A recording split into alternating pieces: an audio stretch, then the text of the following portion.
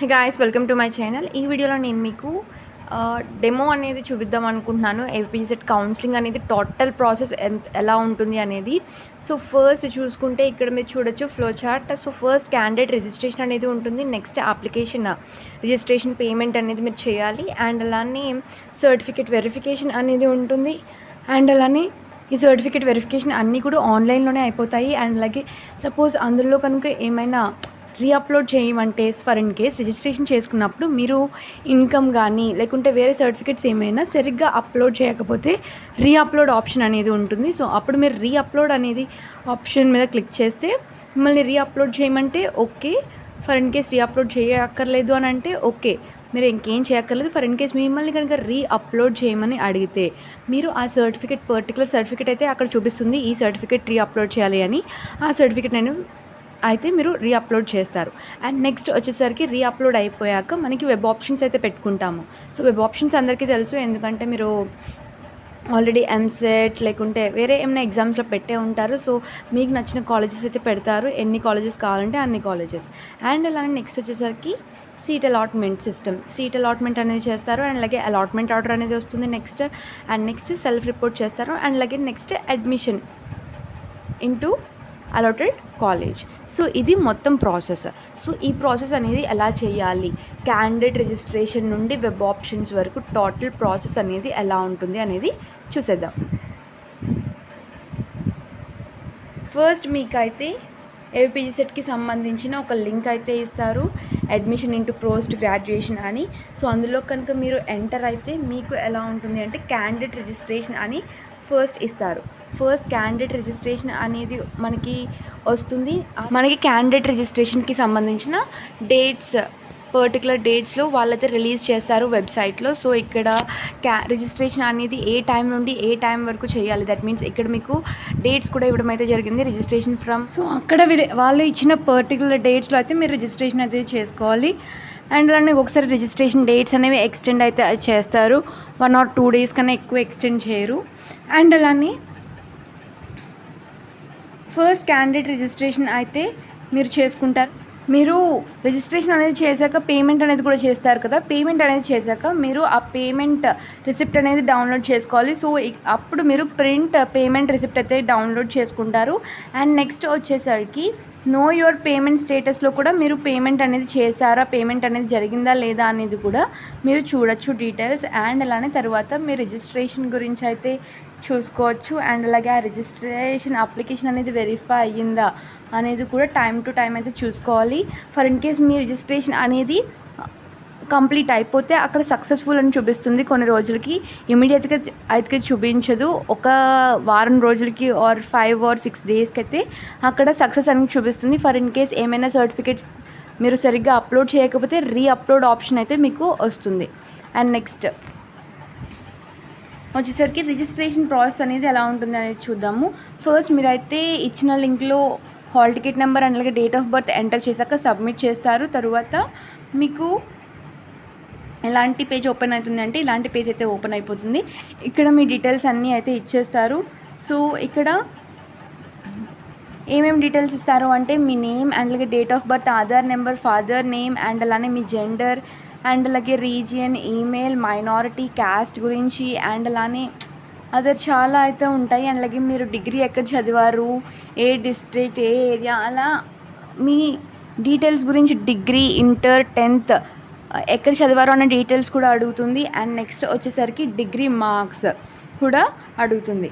And next వచ్చేసరికి ఇలా అయితే ఫస్ట్ పేజ్ ఉంటుంది. సో నెక్స్ట్ అవన్నీ కూడా మీరు ఎంటర్ చేసి సబ్మిట్ చేశాక నెక్స్ట్ పేజ్లో మీకు ఇన్కమ్ ఎంత అని అడుగుతుంది. సో ఇక్కడ మీరు బిలో 2,50,000 అని పెడతారా, అబోవ్ 2,50,000 పెడతారా, దాన్ని బట్టి మీకు income certificate. For in case below 2,50,000 అనేది మీరు పెడితే మీకు ఇన్కమ్ సర్టిఫికేట్ అనేది అప్లోడ్ చేయమని అడుగుతుంది. ఇక్కడ నెక్స్ట్ పేజ్లో మీ సేవ ఇన్కమ్ సర్టిఫికేట్ అవైలబుల్.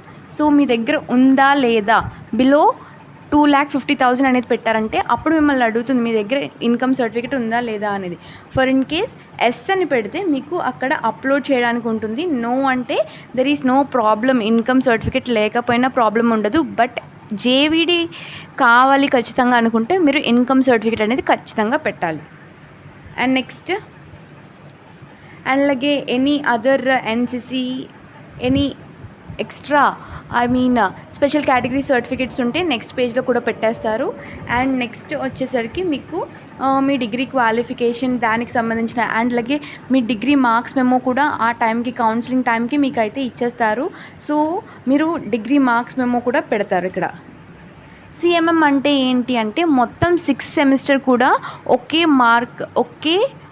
సర్టిఫికెట్ మీద ఉంటాయి. 6 సెమ్స్ యొక్క మార్క్స్ అనేవి ఒక్క సర్టిఫికెట్ మీద ఉంటాయి. సో దాన్ని మనం సిఎంఎం అని అంటాము. లేకుంటే అన్ని marks memos for in case విడివిడిగా ఉంటాయి కదా 6 సెమ్స్ కూడా, వాటిని పీడిఎఫ్ కింద పెట్టి కూడా మీరు పెట్టచ్చు. సిఎంఎం అనేది మీరు అప్లోడ్ చేశాక ఇక్కడ మీకు do you want to make any changes, so ఏమైనా ఇచ్చిన ఇన్ఫర్మేషన్లో ఏమైనా చేంజెస్ చేయాలని అడుగుతుంది. సో ఇక్కడ సెలెక్ట్ చేసుకోవాలి ఎస్ ఆర్ నో అని. సో ఎస్ అని సెలెక్ట్ చేసుకుంటే మీరు అందులో ఏమైనా చేంజెస్ అనేవి చేసుకోవచ్చు. సో మీరు ఇచ్చిన డీటెయిల్స్ అనేవి మళ్ళీ చూపిస్తుంది. సో అందులో మీరు చేంజ్ అనేది చేసుకోవచ్చు కావాలంటే. సో దీంతో మీకైతే రిజిస్ట్రేషన్ అయిపోతుంది. బట్ ఇప్పుడు మీరు రిజిస్ట్రేషన్ ఫీ అనేది కట్టాలి. సో రిజిస్ట్రేషన్ ఫీ అనేది ఎట్లా అప్లై చేస్తారు అంటే ఇక్కడ మీరు ఫర్ ఇన్ కేస్ చేంజెస్ అన్నీ చేసేసాక కూడా సబ్మిట్ చేస్తారు కదా, తర్వాత మీకు డైరెక్ట్ ఫీ కట్టాల్సిన పేజ్ అయితే ఓపెన్ అయిపోతుంది. అప్పుడు మీరు ఫీ అనేది కూడా మీరు ఆన్లైన్ మోడ్లో కట్టేయచ్చు. సో ఇక్కడ చాలా పేమెంట్ మోడ్స్ అనేవి ఉంటాయి. Debit card, credit card, net banking, SBI ద్వారా కానీ, ఐసిఐసిఐ ద్వారా కానీ, హెచ్డిఎఫ్సి ద్వారా కానీ, అండ్ అలాగే ఎనీ పేటిఎం ద్వారా కానీ మీరు పే చేసేయచ్చు మనీ అనేది. సో మీరు ఏ విధంగా పేమెంట్ అనేది చేస్తారో దాన్ని బట్టి మీరైతే పేమెంట్ చేస్తారు. తర్వాత మీరు ప్రింట్ కూడా తీసుకోవచ్చు.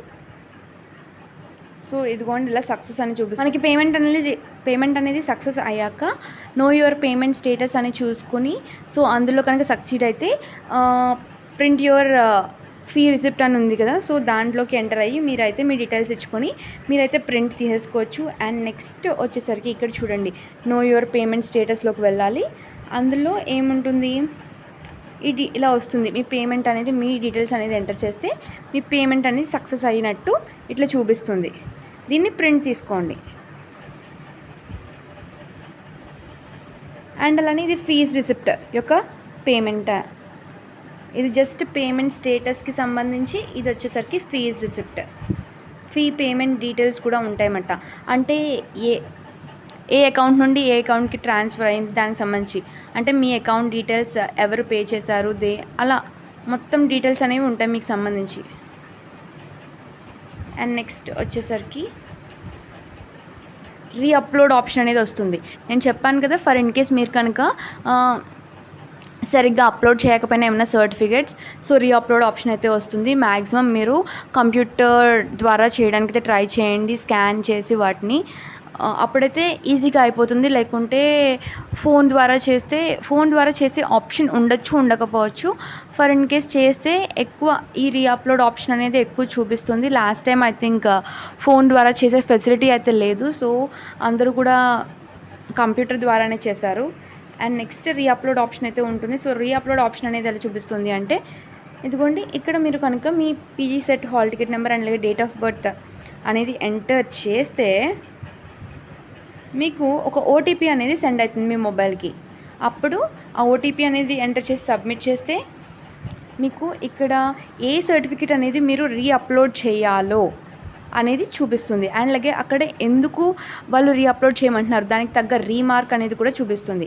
ఇక్కడ చూసారు కదా డిగ్రీ ఈక్వాలెంట్ సర్టిఫికేట్ అనేది ఫైల్ నేమ్ అండ్ అలాగే రీమార్క్ ఏంటి అంటే ఇమేజ్ ఈజ్ నాట్ క్లియర్గా లేదు. దట్ మీన్స్ మీరు సెకండ్ టైం క్లియర్గా పెట్టాలి అనేది.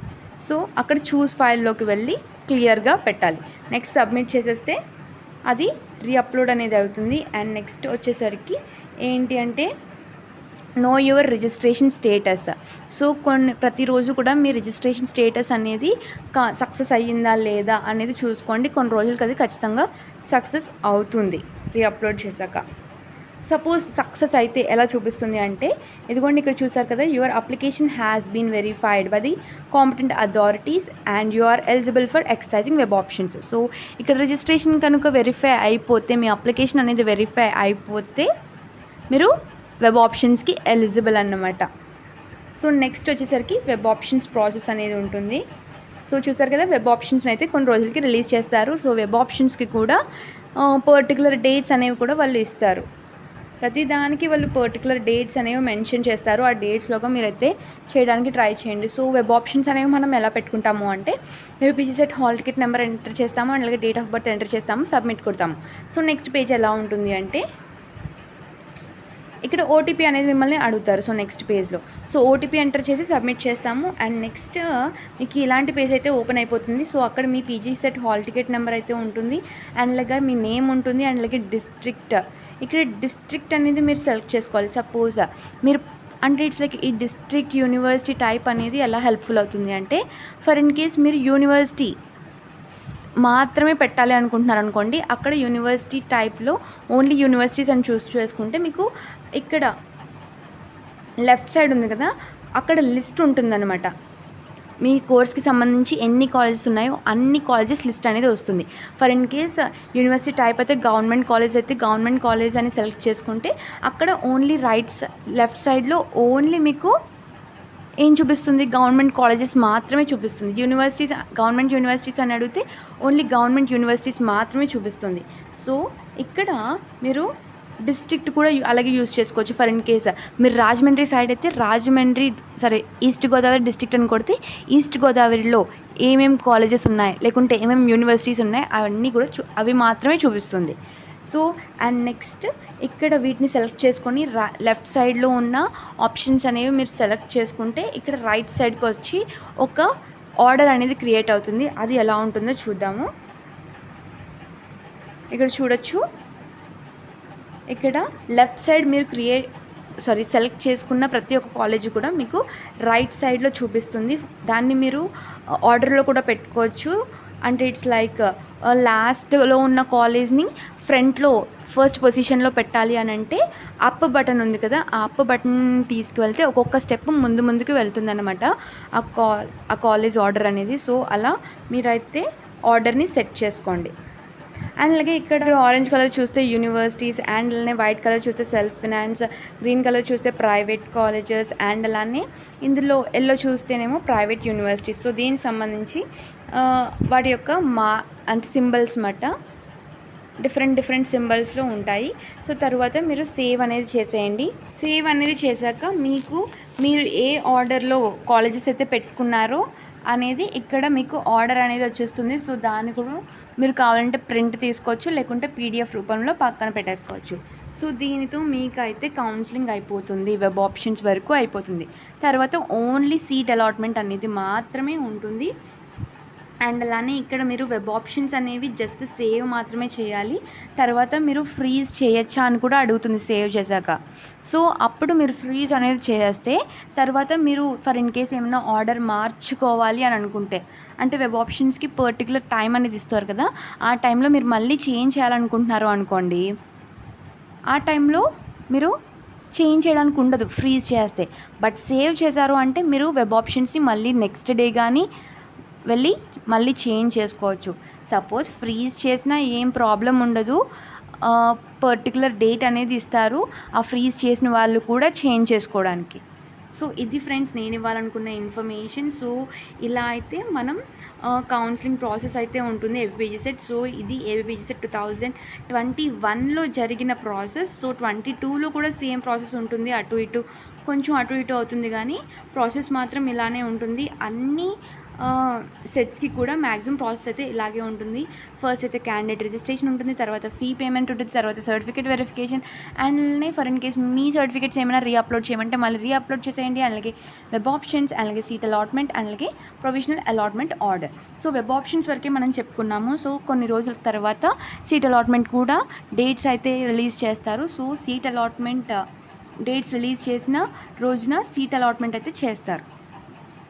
సో సీట్ అలాట్మెంట్ చేశాక మీ అలాట్మెంట్ ఆర్డర్ అనేది దానికి సంబంధించిన లింక్ అయితే వెబ్సైట్లో ప్రొవైడ్ చేస్తారు. సో దాంట్లోకి వెళ్ళి మీ డీటెయిల్స్ ఇచ్చేస్తే అలాట్మెంట్ ఆర్డర్ అనేది మీకు డౌన్లోడ్ అయిపోతుంది. సో ఏ కాలేజ్లో మీకు సీట్ వచ్చింది, మీకు రెగ్యులర్లో వచ్చిందా, సెల్ఫ్ ఫినాన్స్లో వచ్చిందా, సెల్ఫ్ సపోర్టింగ్లో వచ్చిందా, అంటే ఈ రెగ్యులర్, సెల్ఫ్ ఫినాన్స్ ఇవన్నీ కూడా మీరే పెట్టుకుంటారు. 40 మార్క్స్ వచ్చాయి మీకు, మీరు అన్నీ కూడా టాప్ కాలేజెస్లోనే పెట్టారు, బట్ మీ ర్యాంక్కి మీ మార్క్స్కి అక్కడ సీట్ రాదు అంటే మీకు అక్కడ ఏ కాలేజ్ చూపించదు. సో జాగ్రత్తగా పెట్టుకోండి. వెబ్ ఆప్షన్స్ ఎక్కువ పెట్టుకోండి. అండ్ అలాగే తర్వాత కూడా నేను వెబ్ ఆప్షన్స్ గురించి అండ్ అలాగే మొత్తం కౌన్సిలింగ్ గురించి చాలా అంటే చాలా ఇన్ఫర్మేషన్ ఇస్తాను. సో మీరు కనుక ఫస్ట్ టైం ఈ ఛానల్ని చూస్తున్నా ఇంకా సబ్స్క్రైబ్ చేసుకోకపోయినా ఖచ్చితంగా ఛానల్ని సబ్స్క్రైబ్ చేసుకోండి ఫర్ మోర్ అప్డేట్స్. సో ఇది ఫ్రెండ్స్ నేను ఇవ్వాలనుకునే ఇన్ఫర్మేషన్. సో కౌన్సిలింగ్ గురించి అయితే ఫుల్ డెమో ఇచ్చేసానని నేను అనుకుంటున్నాను. అండ్ ఇంకేమైనా డౌట్స్ ఉంటే కౌన్సిలింగ్ గురించి కామెంట్ సెక్షన్లో అయితే కామెంట్ చేసేయండి. అండ్ నేను ప్రతి 1 వీక్ ఒకసారి ఖచ్చితంగా అయితే అడుగుతూ ఉంటాను. ఏమైనా డౌట్స్ ఉంటే అడగండి. కమ్యూనిటీ పోస్ట్లో నేను పోస్ట్ చేస్తూ ఉంటాను. If you have any doubts ask me అని. సో నేను 5 or 4 డేస్కి దానికి ఆన్సరింగ్ అయితే చేస్తాను, ఒక వీడియో అనేది పోస్ట్ చేసి. సో ఇది ఫ్రెండ్స్ నేను ఇవ్వాలనుకునే ఇన్ఫర్మేషన్. సో మీరు కనుక ఫస్ట్ టైం ఈ ఛానల్ చూస్తున్నా ఇంకా సబ్స్క్రైబ్ చేసుకోకపోయినా సిటీస్ అండ్ ఛానల్ మాత్రం తప్పకుండా సబ్స్క్రైబ్ చేసుకోండి for more updates. And it's time to end the video. Thanks a lot for watching the video.